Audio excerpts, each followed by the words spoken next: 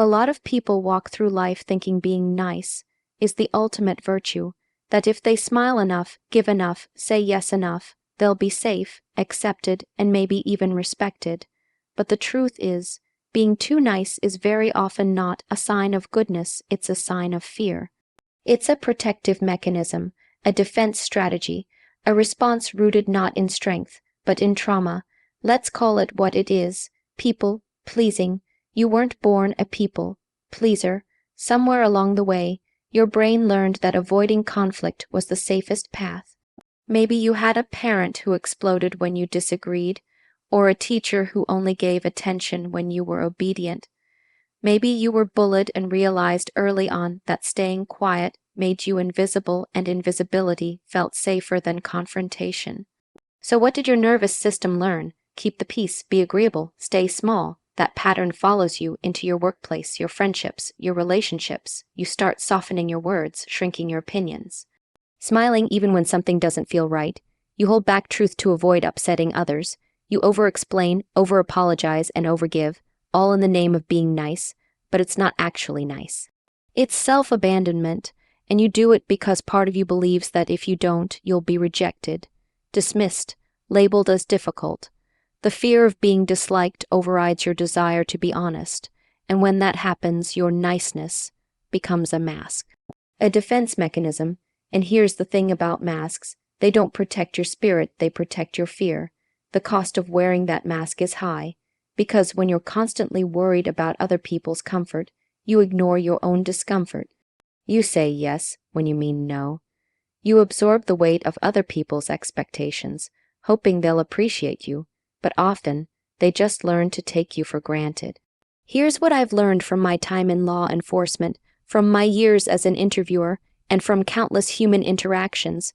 The people who respect you most are not the ones you always say yes to, they're the ones who know where your lines are. They know you won't bend over backwards just to gain approval. They know your yes means something because you're not afraid to say no. When I was in the Secret Service, I wasn't nice in the traditional sense. I was professional, I was respectful, but I wasn't there to please. I was there to protect, and protection requires clarity. That same principle applies to how you protect yourself emotionally. When you walk into a conversation trying to manage how someone sees you rather than standing in what you know to be true, you give away your power.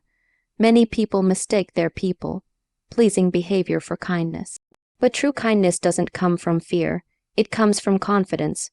True kindness doesn't sacrifice your values, it embodies them. Pleasing, on the other hand, is performative. It's a strategy to manage others' emotions while ignoring your own truth. And here's what happens over time. You begin to feel resentful, exhausted, misunderstood. You give and give, but it never feels reciprocated.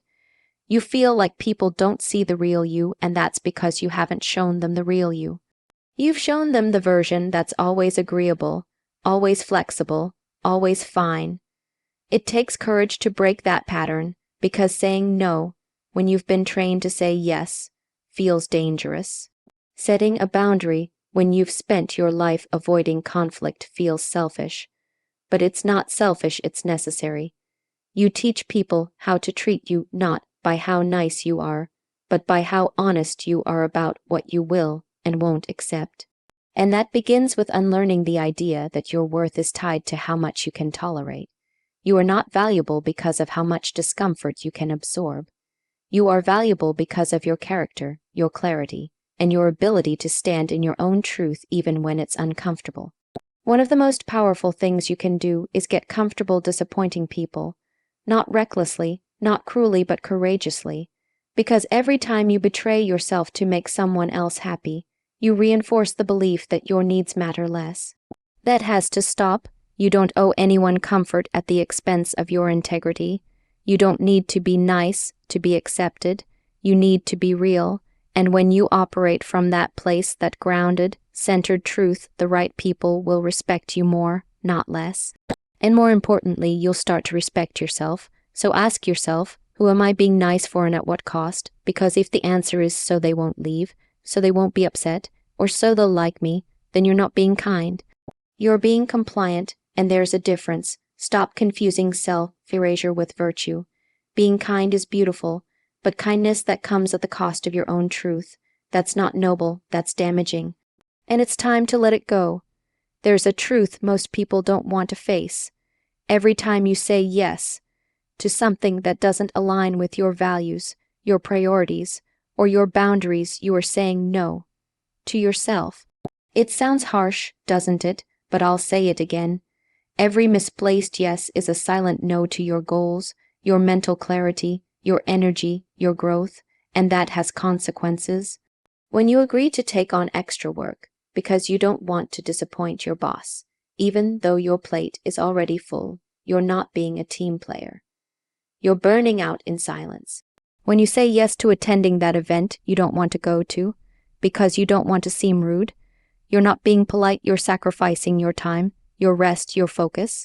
And when you keep giving yesies in relationships, even when your gut says something's off, you're not being supportive. You're abandoning your instincts.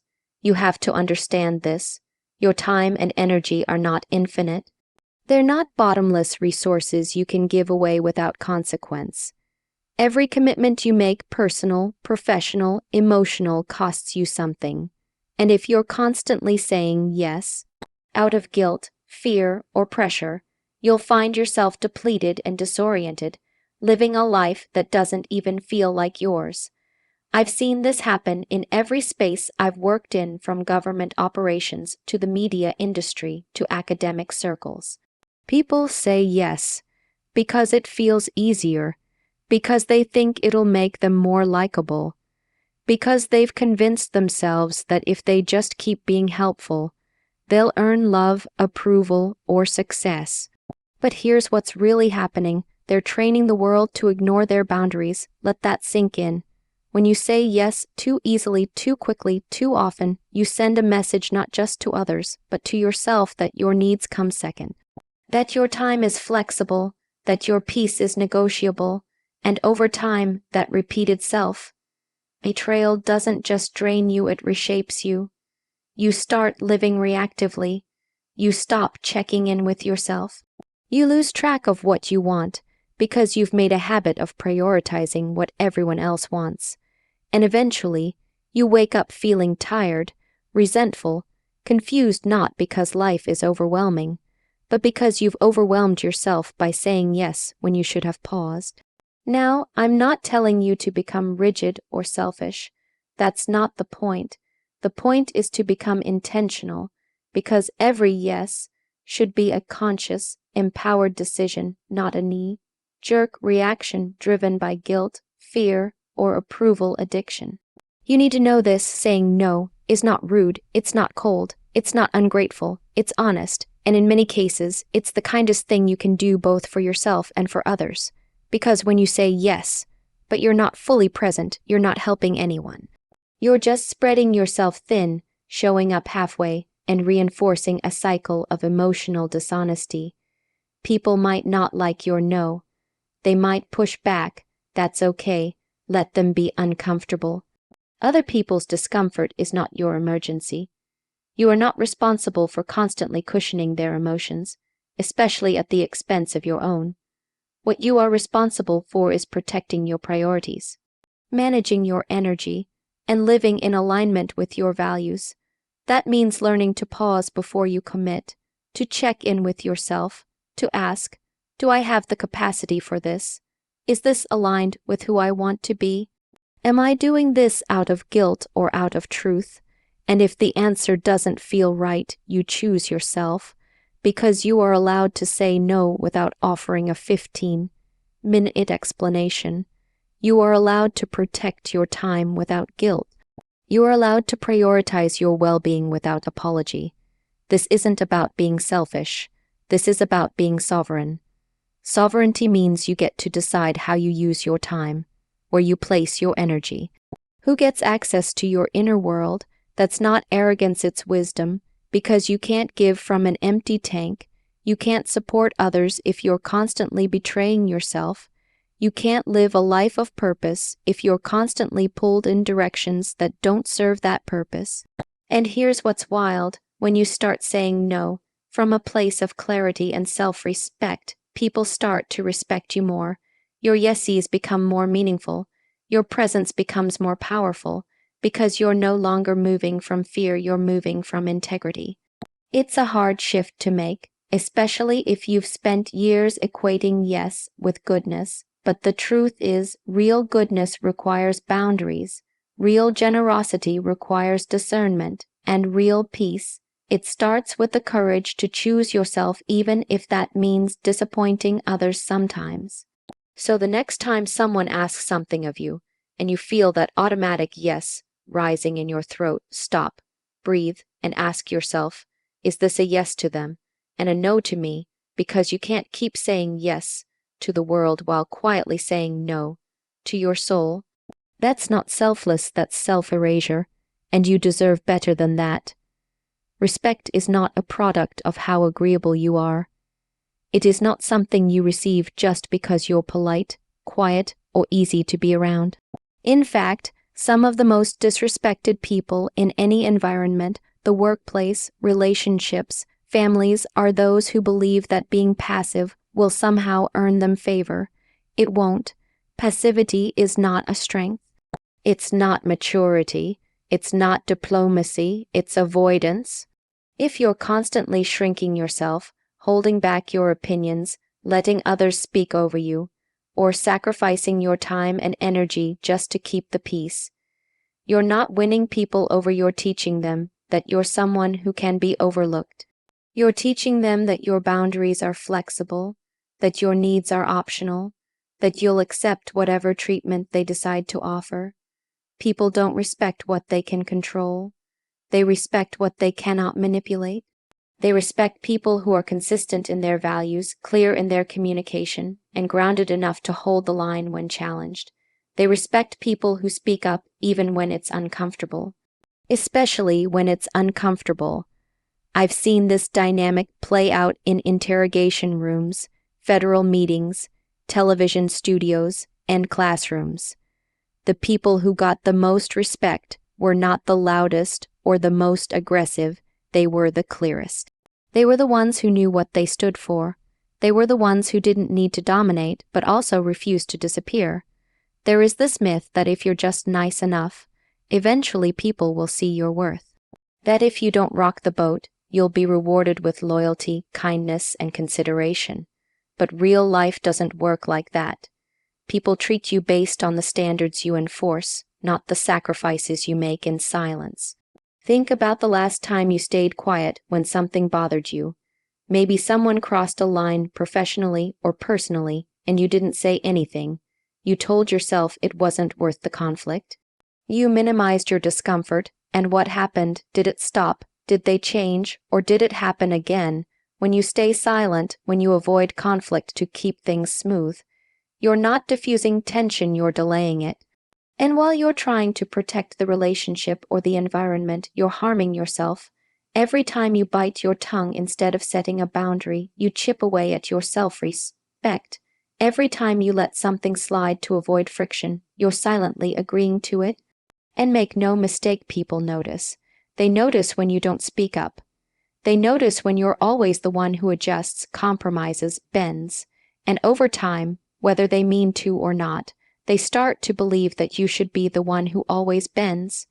Not because you're not valuable, but because you haven't required them to treat you like you are. Let me make something very clear. Being assertive is not about being aggressive. It's not about confrontation for the sake of ego or dominance. It's about being honest about who you are, what you need, and what you will or will not accept. It's the ability to say, that doesn't work for me, without explaining yourself to death.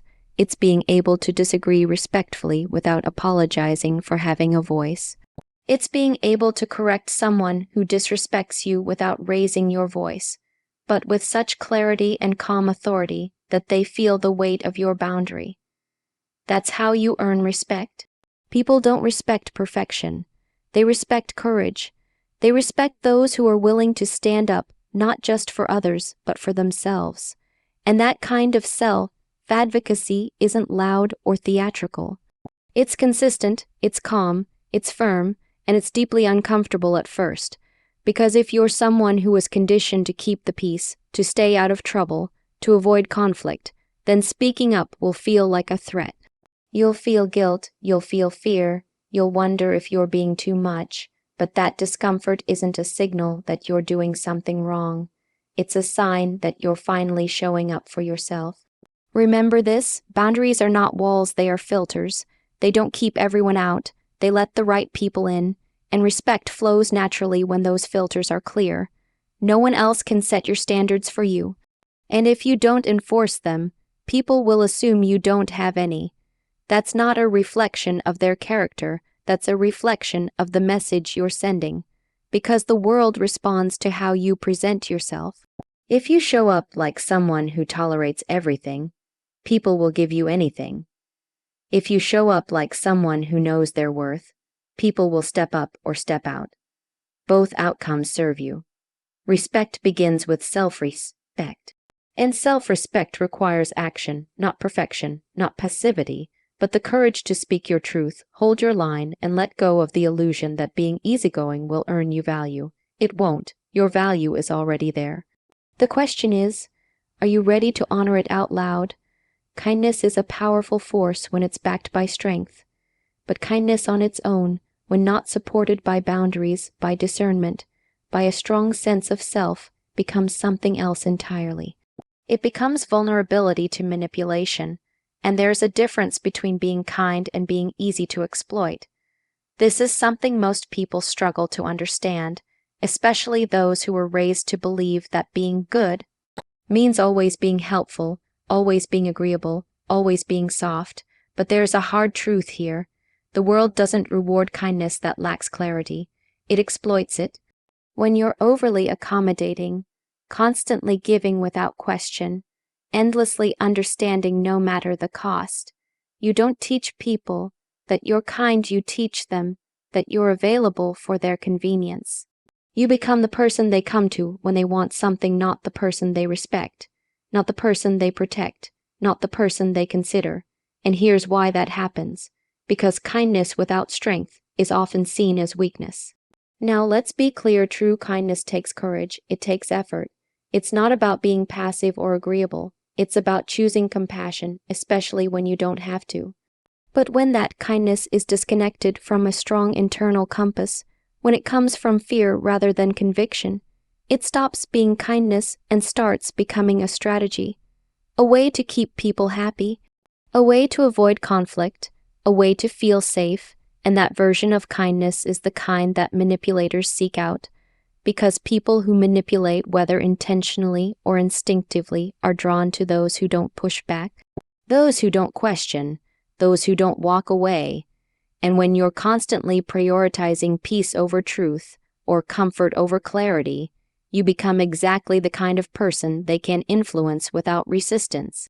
This doesn't mean you have to become hard, bitter, or distrusting. It means you must learn to pair your kindness with discernment, because not everyone deserves access to your empathy. Not every situation deserves your emotional labor.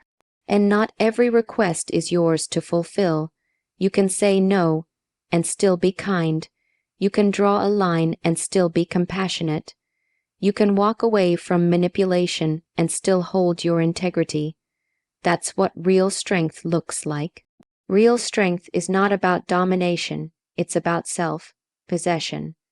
It's knowing who you are, what you value, and what you will or will not tolerate. It's the ability to see when someone is trying to use your goodness as a weakness and having the courage to stop it. Without yelling, without drama, without apology. This is especially important for people who grew up in environments where being nice was equated with survival. Maybe you were the peacemaker in your family. Maybe you learned early on that staying quiet got you praise while speaking up caused problems. So you carried that lesson into adulthood, and now you find yourself constantly giving, constantly adjusting, constantly getting drained, and wondering why you're the one who always gets taken for granted. The reason is simple. Kindness without boundaries becomes permission. People don't always treat you based on your intentions, they treat you based on what you allow. So if you're kind but you never say no, if you're helpful but never set limits, If you're compassionate but always ignore your own discomfort, then you're teaching people that your kindness has no guardrails, that they can take and you'll still be there, smiling through it. That's not strength, that's martyrdom, and you are not here to be a martyr. You are allowed to be kind and protective of your space. You are allowed to love people and call them out. You are allowed to be giving and say, this is too much. Those aren't contradictions, that's balance, that's maturity, that's emotional intelligence. The strongest people I've met in law enforcement, in life, in leadership, are not the ones who never show kindness. They're the ones who show it intentionally, selectively, powerfully. They know their energy has value, so they don't give it away lightly. They know their empathy is a gift, so they don't hand it out to people who abuse it. And most importantly, they know that their kindness is not what makes them powerful, it's their ability to back it up with action. If someone pushes your boundaries and you don't respond, that's not grace, that's silence. If someone repeatedly crosses the line and you keep forgiving without change, that's not compassion, that's tolerance. And if someone manipulates your emotions and you call it love or understanding, what you're doing is betraying yourself under the disguise of being kind. Kindness that costs your dignity is not kindness. It's a mask, and it will always lead to resentment, exhaustion, and loss of identity. But when your kindness is guided by strength, it becomes unstoppable. You can stand firm in your truth without cruelty. You can offer help without becoming responsible for everyone. You can lead with empathy without becoming someone's emotional dumping ground. So don't just be kind. Be kind with backbone. Be kind with standards. Be kind in a way that leaves people better, but not at the expense of leaving yourself behind. That's when kindness becomes power, and no one can manipulate that.